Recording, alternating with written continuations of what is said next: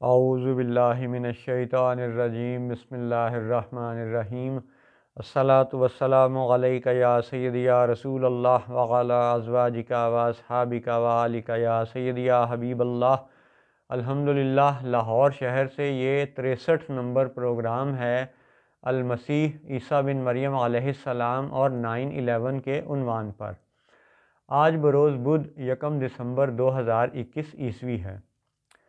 याद रहे कि सहूनियों का मसीहा अभी आया नहीं और मसीहा ने इनको अर्ज़ मऊद दिलवाई नहीं, और ये मसीहा के आने से पहले अपनी ज़मीन, अपनी रियासत इसराइल के नाम से ख़ुद से सजा के बैठ गए हैं।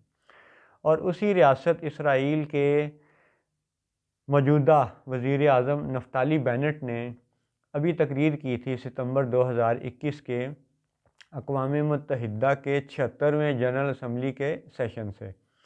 तो उस तकरीर में उसने कहा था कि जी सबसे जो बड़ी बीमारी है वो पॉलिटिकल पोलराइजेशन है, यानी किसी एक को मुंतखब कर लेना, उसको जनाब ऐसा आँखों का तारा और सरदार बनाना और बाकी सब को यानी दबा देना। पॉलिटिकल पोलराइजेशन, सियासी तौर पे किसी एक को मुंतखब कर लेना। तो इस बात को नफ्ताली बेनेट ने बहुत बड़ी, बल्कि सबसे बड़ी बीमारी करार दिया था। तो अब आज के हम इस प्रोग्राम में बात करते हैं कि IMF और SDR का जो ज़िक्र हमें मुख्तलिफ़ हुक्मरानों के मुंह से सुनने को मिलता है, तो उसके चंद ऐसे हक़ाइक़ भी नौजवान नस्ल को बताने ज़रूरी हैं कि जो अभी तक इस नस्ल की निगाहों से पोशीदा हैं। तो कुछ हक़ाइक़ वो हैं जो मीडिया आपको दिखाएगा, और कुछ तज्ज़िया वो है कि जो इस तरह के हक़ीर आजिज़ लोग आपकी खिदमत में पेश कर सकते हैं। तो IMF के मुतल्लक देखें कि जो आपको मीडिया दिखाएगा वो इस तरह का डाटा दिखाएगा, ठीक है कि ये कितने मेंबर थे और क्या काम कर रहे हैं, और इस तरह का वो डाटा आपको बना के दिखाते हैं। अभी जैसे इस पेज पे ये आप IMF की वेबसाइट पे देखें, गूगल से सर्च कर लीजिएगा, ये आपको नज़र आ जाएगा कि 1944 में IMF को बनाया गया, इस्टेब्लिश हुई है। 190 इसके मेंबर ममालिक हैं और 150 नेशनलिटीज़ के लोग जो है ना वो इसका स्टाफ मेंबर्स हैं, यानी मुख्तलिफ़ कौमों के जो लोग इसके मुलाजिम हैं वो 150 मुल्कों से ताल्लुक़ रखते हैं। फिर 24 इसके एग्ज़ेक्टिव डायरेक्टर्स हैं।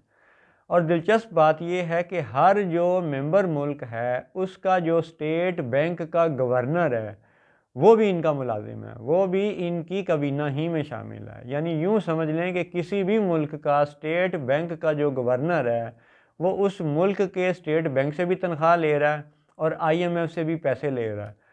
वो IMF ज़ाहिर है उनकी तनख्वाहों को पब्लिकली ओपन नहीं करता, जैसे एक कंपनी के अंदर भी एक मुलाजिम को दूसरे मुलाजिम की तनख्वाह का नहीं पता होता। लेकिन IMF की वेबसाइट पे आप देखिएगा कि हर मेंबर मुल्क का जो स्टेट बैंक का गवर्नर है वो भी उनकी काबीना में शामिल है, और फिर उस काबीना के ऊपर 24 एग्जेक्टिव डायरेक्टर्स हैं। फिर इन्होंने ये बताया कि जी इनके पास जो फ़ंड इकट्ठा हुआ, मुख्तलिफ़ मुल्कों ने जो पैसे जमा करवाए, उस जमा शुदा फ़ंड की जो रकम है वो उसको $1 ट्रिलियन ये बताते हैं। इसी पेज पे ये लिखा हुआ है, ये आप यानी वेबसाइट पे देखेंगे तो आपको ये फास्ट फैक्ट्स नज़र आएंगे। $1 ट्रिलियन इनका बुनियादी तौर पे सरमाया है जिससे ये सारा निज़ाम चला रहे हैं। अब 29 जो है ना वो करंट लेंडिंग अरेंजमेंट्स हैं इनकी, मुख्तलिफ़ तरह से कर्ज़े देने का जो इनका तरीक़ाकार है वो 29 यानी स्कीमें कह लें, 29 मुख्तलिफ़ तरीक़े कह लें। 80 countries that received emergency financing as of January 29।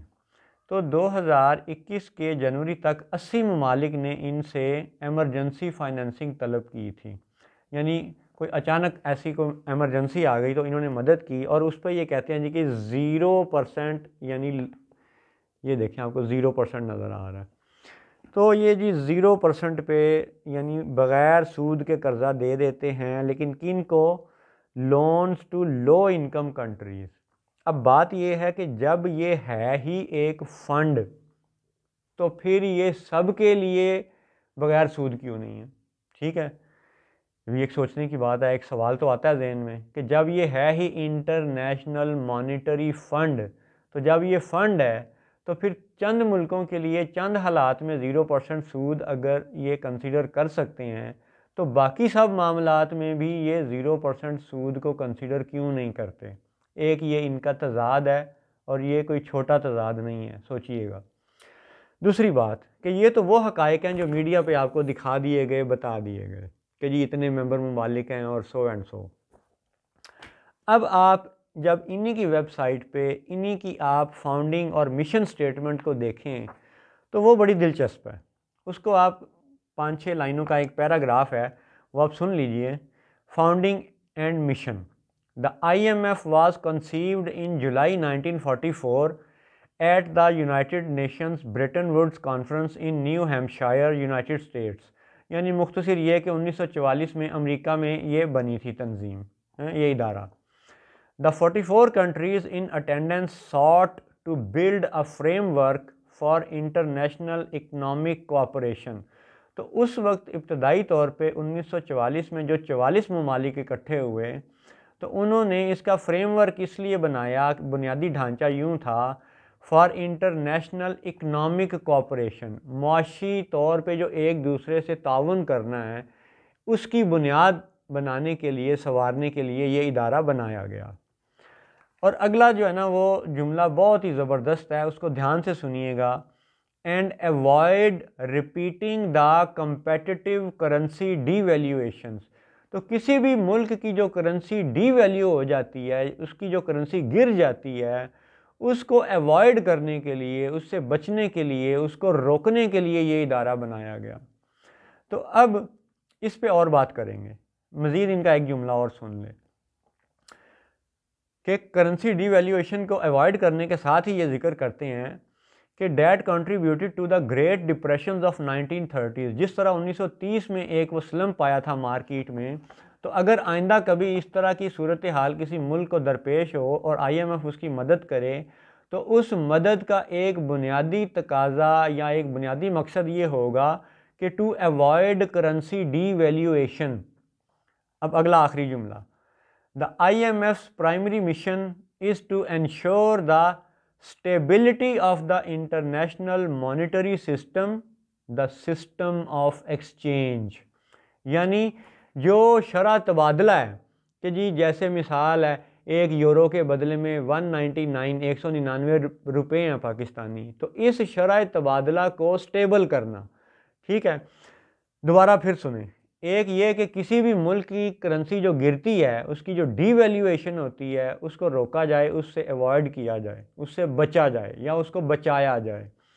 और फिर अगली मिशन स्टेटमेंट का बड़ा अहम जुमला ये है, stability of the system of exchange. तो अब आप दोनों इन जुमलों को, इनके मिशन एंड फाउंडिंग स्टेटमेंट्स को देखते हुए और आलमी हालातों, वाक़यात को और ग्राउंड रियलिटीज़ को, ज़मीनी हक़ाइक़ को देखते हुए सोचें कि क्या वाकई ऐसा है कि जहां IMF पहुंचता है और मदद करता है, तो क्या वाकई उस मुल्क की करेंसी की डीवैल्यूएशन रुक जाती है। सोचिए, अगर नहीं रुकती तो इसका मतलब है कि इनका कॉल और इनका फेल, इसमें तज़ाद है, क्योंकि ये ज़माना दजल है। दजल मीन्स कॉन्ट्राडिक्शन भी है, झूठ भी है, तज़ाद भी है, मुतज़ाद भी है, उलट भी है, माकूस भी है, अक्स भी है, यानी कहना कुछ है और करना कुछ है। अगर आपकी फाउंडिंग एंड मिशन स्टेटमेंट ये कहती है कि आपने करेंसी डीवैल्यूएशन को रोकना है, तो फिर जहाँ भी आपका कर्ज़ा पहुँचता है, पाकिस्तान को अभी 2021 में बताया गया कि जी इतने अरब डॉलर और इतने करोड़ डॉलर का कर्ज़ा मज़ीद मंजूर हो गया, तो जनाब पाकिस्तान की करेंसी 170 से यूरो के मुकाबले में वो 190 और 199 और 200 को छू के आ गई है। तो क्या ये डीवैल्यूएशन इस मिशन स्टेटमेंट के मुताबिक है? अच्छा, फिर दूसरी बात कि इनके और हक़ाइक़ सुने ज़रा। एक इनकी हकीकत ये है कि इन्होंने जब 190 ममालिक को अपना रुकन बनाया, अपना मेंबर बनाया, तो हर किसी ने कुछ पैसे दिए, कुछ पैसे दे के समझें कि एक $1 ट्रिलियन का एक असासा जमा हो गया। अब उस असासे को इन्होंने ये किया कि IMF की एक करेंसी कह लें, ठीक है, उसका SDR स्पेशल ड्राइंग राइट्स के नाम से एक टूल डिवाइस किया इन्होंने, एक इंस्ट्रूमेंट डिवाइस किया, एक बैंक का ऐसा आला बनाया जिसके हकायक बड़े ही यानी ख़तरनाक भी हैं और दिलचस्प भी हैं और गौर करने वाली बात है। सोचिएगा कि IMF ये कहता है कि जी इनकी जो SDR की वैल्यूएशन है वो 5 मुल्कों की करेंसी पर बेस करती है। उन 5 मुल्कों, ये सब डाटा आप गूगल पे जाके देख लीजिएगा, आज भी 1 दिसंबर 2021 को ये डाटा आपको नज़र आएगा। हाँ, क्योंकि ये नंबर्स और डिजिट्स की फ्लक्चुएशन से खेलने वाले लोग हैं, इसलिए हो सकता है थोड़ा बहुत डिजिट ऊपर नीचे हो जाए, लेकिन आप तस्वुर और कॉन्सेप्ट समझेंगे कॉन्सेप्ट क्या है, ठीक है, इनकी हकीकत क्या है। SDR के मुतल्लिक बताया गया कि जी इसकी जो वैल्यूएशन है वो 5 करेंसियों पे बेस करती है। एक है जी चाइनीज़ युआन, फिर है जी यूरो, फिर है जी जापानीज़ येन, फिर है जी UK पाउंड, बरतानिया का पाउंड, फिर है जी US डॉलर यानी अमरीकी डॉलर। तो कितने हो गए? चाइनीज़ युआन 1, यूरो 2, जापानीज़ येन 3, UK पाउंड 4 और US डॉलर 5। तो जब इन 5 करेंसियों को मिला के ये IMF का SDR बनाया गया, जिसका इमरान खान ने भी, पाकिस्तानी वज़ीर आज़म ने भी अपनी तकरीर में ज़िक्र किया, तो उस SDR की हकीकत ये है कि वो एक SDR, वो भी समझ लें कि एक पेपर ही है, ठीक है, और कितनी करेंसियों पे वो बेस करता है? 5 करेंसियों पे बेस करता है।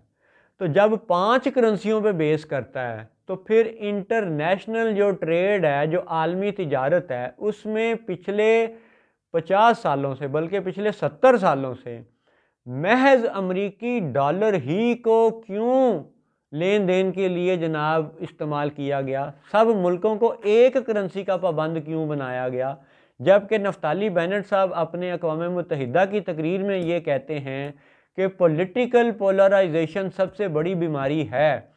तो अब नफ्ताली बेनेट से भी ये सवाल है, IMF के करता धरता लोगों से भी ये सवाल है, और पाकिस्तानी वज़ीर आज़म इमरान खान से भी ये सवाल है कि जब आप अपनी तकरीरों में IMF का और SDR का जिक्र करते हैं तो कौम को पूरी हकीकत क्यों नहीं बताते? पूरी हकीकत ये है कि जब SDR 5 मुल्कों की करेंसी पे बेस्ड है तो फिर 70 साल से 75 साल से सारी दुनिया को एक US डॉलर में जनाब लेन देन का पाबंद क्यों रखा गया? क्या ये पॉलिटिकल पोलराइजेशन की बीमारी नहीं है? दूसरी बात कि जब आप मुख्तलिफ शेयर्स देखें, ये आप देखिएगा कि जो ये शेयर्स की डिटेल भी IMF की वेबसाइट से आपको मिल जाएगी। सबसे ज़्यादा शेयर हैं जी अमेरिका के, वो आपको उन्होंने लिख के बताया हुआ कि 476 एंड 272 मिलियन SDR हैं सिर्फ अमेरिका की, यानी वो सबसे बड़ा हिस्सेदार है। फिर दूसरे नंबर पे आप सुनिए हिस्सेदार कौन है? जापान। उसके कोई गलती हो गई, अमेरिका के हैं जी 82,994 मिलियन SDR। दोबारा मैं रिपीट करता हूँ, 82,994 मिलियन SDRs हैं अमेरिका का शेयर, और जापान का शेयर है 30,820 मिलियन SDR। फिर तीसरे नंबर पे चाइना का शेयर है 30,482 मिलियन SDR, यानी अमेरिका, फिर जापान, फिर चाइना, ये हैं जी बड़े बड़े शेयर होल्डर्स। और फिर बाकी भी मुल्कों की एक लंबी तवील लिस्ट है जो सारी यहाँ पढ़नी मुमकिन नहीं है, लेकिन इनका आप ड्रामा देखें, जुल्म देखें, दजल देखें, तजाद देखें, फितना देखें। एक तरफ तो ये कहते हैं कि जी ये करेंसी डिवैल्यूएशन को रोकेंगे, दूसरी तरफ ये कहते हैं कि जी ये सिस्टम ऑफ एक्सचेंज को स्टेबलाइज करेंगे, और अमली तौर पर हाल ये है कि अभी आप देखें IMF की वेबसाइट पे जाके तो आपको एक नज़र आएगा पेज करेंसी यूनिट्स पर SDR, यानी अगर आपके पास एक SDR हो तो उसके बदले में आपको कौन से मुल्क की कितनी करेंसी मिलेगी उसका भी एक चार्ट, एक टेबल बना हुआ है। ये तवील टेबल है, ये कई पेजेस पे, कई सफ़हात पर मुश्तमिल है। अभी मैं इसमें से आपको सिर्फ 2-3 ही मुल्कों के यानी नाम लेके बताऊंगा। ये आपने देख लिया कि हिस्से शेयर्स वाइज अमेरिका सबसे बड़ा शेयर होल्डर है, फिर जापान दूसरे नंबर पे है और चाइना तीसरे नंबर पे है। बाकी जितने भी जर्मनी, फ्रांस वगैरह है उनके हिस्से, हत्ता के सऊदी अरब वगैरह भी, उनके हिस्से थोड़े हैं, यानी उनके शेयर्स थोड़े हैं IMF में। अमेरिका के सबसे ज़्यादा हैं, जापान के दूसरे नंबर पे, चाइना के तीसरे नंबर पे। बार बार ये दोहराया इसलिए जा रहा है ताकि आपको अगली बात समझ आए। अगली बात आप ये देखें कि करेंसी यूनिट पर SDR, अगर आपके पास एक SDR हो तो कौन से मुल्क की कितनी करेंसी आपको मिलेगी। अब आप वो सुने। चाइनीज़ युआन आपको एक SDR में मिलेंगे 9.17, ठीक है। और जापानीज़ यन सुने वो कितने मिलेंगे, 156.6। अब आप दोनों टेबल का मुवाजना करें कि वो इदारा जिसका ये क्लेम है, जिसकी फाउंडिंग एंड मिशन स्टेटमेंट ये है to avoid currency devaluations and to stabilise the system of exchange, उस इदारे का दजल ये है कि जापान दूसरे नंबर पे बड़ा शेयर होल्डर है, चाइना तीसरे नंबर पे शेयर होल्डर है। अब आप चाइना और जापान की करेंसी का हाल फिर सुने कि अगर एक SDR हो IMF की तो आपको चाइनीज़ युआन मिलेंगे 9.17 यानी 9.25 समझ लें, और जापानीज़ यन कितने मिलेंगे 156.6 यानी 150 से भी ज़्यादा, 157 समझ लें। कहाँ 9, 9.25 और कहाँ 157। अब हिस्सा तो जापान का ज़्यादा था, तो क्या जापान की ज़्यादा शेयर होल्डिंग ने उसकी करेंसी को स्टेबलाइज किया? नहीं किया। तो ये IMF का बहुत बड़ा दजल है, झूठ है, जिसको हमारे हुक्मरान छुपाते हैं और उनको इसी छुपाने की तनख्वाह मिलती है। इसी बात के हमारे स्टेट बैंक के गवर्नर को पैसे मिलते हैं कि कौम के ऊपर जुल्म करना है, और तुम्हें तहफ़्फ़ुज़ कौन देगा? तुम्हारे ही मुल्क का बंदूक वाला। ला हौला वला कुव्वता इल्ला बिल्लाहिल अलीय्यिल अज़ीम। पहले भी इस फ़कीर ने जिक्र किया था कि गोरे के पास, अंग्रेज़ के पास असम्बलियाँ, फ़ौजी छावनी, अदालतें, हस्पताल, स्कूल, तालीमी इदारे, ये सब कुछ था जब कॉलोनाइजेशन थी। पूरी दुनिया जब बरतानिया और याजूज माजूज के कब्ज़े में थी, ठीक है, कॉलोनाइजेशन का शिकार थी, नौआबादियात का निज़ाम मुसल्लत था। तो इन सब इदारों के होते हुए भी उसे पीछे हटना पड़ा, क्योंकि ये इदारे, ये असम्बलियाँ उस बरतानिया के नौआबादियाती निज़ाम को कानूनी हैसियत ना दिलवा सकीं। तो यही बात आज के हुक्मरानों पे भी लागू होती है कि ये जो असम्बलियाँ जिन पे बैठ के, जिनकी सीटों पे बैठ के आप आवाम पे जुल्म कर रहे हैं, ये आपकी कानूनी हैसियत की सबूत या दलील नहीं है। कानून अल्लाह ही का कानून है, रसूल पाक ही का कानून है, कानून कुरान ही है, कानून हदीस ही है, फ़िका, ये सारे मामलात, इजमाए उम्मत, ये सारी बातें बेस किस पे करती हैं? कुरान पाक पे, हदीस पाक पे। तो असल कानून अल्लाह और रसूल के फ़रामीन है, अल्लाह और रसूल का कानून ही असल कानून है। और दूसरा एक और यानी दजल कह लें या तजाद कह लें, वो IMF का एक और आप देखिएगा कि वैसे तो ये इंटरनेशनल मॉनिटरी फ़ंड है, लेकिन अब इन्होंने कोविड डिज़ीज़, कोरोना बीमारी, पेंडेमिक के हवाले से, यानी साबिक़ा अल्फाज के मुताबिक ताउन के हवाले से एक और चीज़ भी किया है कि कोविड के नाम पे इन्होंने बहुत से मुल्कों को कर्ज़े दिए हैं, और उन कर्ज़ों की वजह से हालत ये है कि दुनिया भर की जो छोटी मईशतें हैं, छोटे कारोबार वाले, छोटे रोज़गार वाले, वो तो परेशान हाल हैं, बदहाल हैं, बल्कि बेरोज़गार होते चले जा रहे हैं, ठीक है। और IMF का अपनी एनुअल रिपोर्ट 2020 ये कहती है a year like no other, यानी इससे पहले उन्होंने इतना मुनाफा कभी नहीं कमाया जितना उन्होंने 2020 में कमाया। वाह जी। हालांकि आप कहते हैं कि आप तो पेंडेमिक के नाम पे मदद कर रहे हैं, और दूसरी तरफ आपकी 2020 की एनुअल रिपोर्ट ये कहती है, लफ्ज़ों पे गौर कीजिएगा, a year like no other, यानी IMF की हिस्ट्री में कभी इतना मुनाफा, कभी इतना जनाब बिजनेस के इनको अरूज नहीं मिला जितना पेंडेमिक के नाम पे मिला। अब उस पेंडेमिक की हकीकत भी आप देख लें, ये भी एक सफ़ा है जो ब्लैक एंड वाइट प्रिंट लिया इस हकीर ने, लेकिन आपको इंटरनेट पे इसका कलर वर्जन भी नज़र आएगा। अब इस सफ़े की हकीकत को भी समझ लें ज़रा।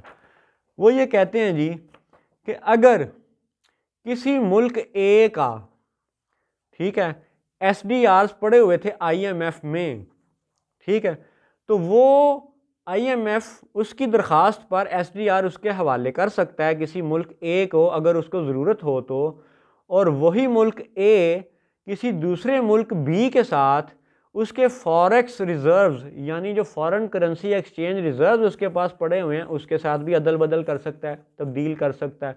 यानी SDR दे के, मिसाल के तौर पे एक मुल्क कहता है ले जी पाकिस्तान साहब, इमरान खान साहब, ये आप SDR ले लें और अपने जो है ना वो फॉरेक्स रिज़र्व्स जितने भी आपके पास यूरो और डॉलर पड़े हुए हैं वो आप हमें दे दें। तो ये है SDR के बदले में फॉरेक्स का रिज़र्व का लेन देन। तो जब वो दो मुल्क आपस में कर लेंगे तो तीसरा और फाइनल स्टेप देखें। अब ये मैं पेज आपको ज़रा करीब करके दिखाता हूँ ताकि ये तस्वीर आपको वाज़े हो जाए। आप देखें, एक तरफ आपको ये सिरिंज नज़र आ रही है, यानी इंजेक्शन यानी वैक्सीन, और दूसरी तरफ वो मुल्क जो यानी पैसे देगा, फॉरेक्स एक्सचेंज डॉलर वगैरह जो कुछ भी था वो दे देगा तो उसको वैक्सीनेशन मिलेगी। यानी इन 3 स्टेप्स में खुलासा ये बताया गया है कि किसी भी मुल्क का IMF में जो भी शेयर था वो SDR दे के फॉरेक्स रिज़र्व के साथ उसको एक्सचेंज करके तो अल्टीमेट वो ख़रीदेगा क्या, वैक्सीन। तो अब आप ये अंदाज़ा करें कि ये IMF जो फंड है, जो ये भी कहता है कि जी मैं 0% पे भी ज़रूरतमंदों को कर्ज़े देता हूँ, ये उसकी असल हकीकत ये है कि वो दुनिया भर के फॉरेक्स रिज़र्व को महज वैक्सीनेशन पे खाने का प्रोग्राम बना चुके हैं। और अभी आप देखें कि ये जो ओमिक्रॉन के नाम पे अब ये COVID-19 का चौथा वेरिएंट आया है, ठीक है, तो उसके आते ही पाकिस्तान जैसी हुकूमत ने भी फौरी तौर पे एक और नई वैक्सीनेशन का NCOC इदारे ने मज़ीद ऐलान कर दिया है कि जी अब पूरी कौम को एक दफ़ा फिर नया टीका लगाया जाएगा। ला हौला वला कुव्वता इल्ला बिल्लाहिल अलीय्यिल अज़ीम। अब आप इस IMF की हकीकत को देख लें कि ये वैक्सीनेशन के नाम पे क्या करने जा रहे हैं। दुनिया के फॉरेक्स रिज़र्व को ये खा जाएंगे वैक्सीनेशन के नाम पे। ये पेज इसका सबूत है, ठीक है, आप इसको देखिएगा।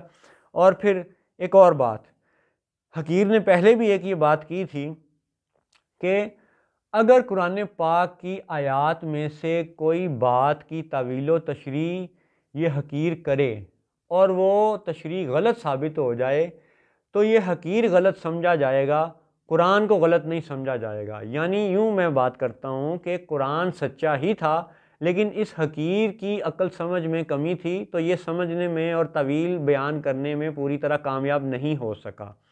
तो इस बात को यूँ दोबारा कहता हूँ कि फ़िरौन ने जो बनी इसराइल के बच्चे कत्ल किए थे, ठीक है, उस वाक़े का कुरान पाक की 6 मुख्तलिफ़ आयात में ज़िक्र है। वो आयात ये हकीर पहले भी बयान कर चुका है पिछले प्रोग्रामों में।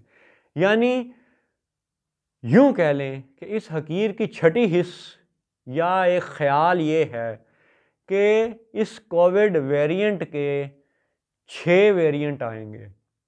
कब तक? जब तक कि ये मस्जिद अक्सा को माज़अल्लाह शहीद करने की हतमी तैयारी नहीं कर लेते। और अब ये चौथा वेरिएंट आ चुका है जिसका नाम ओमिक्रॉन है।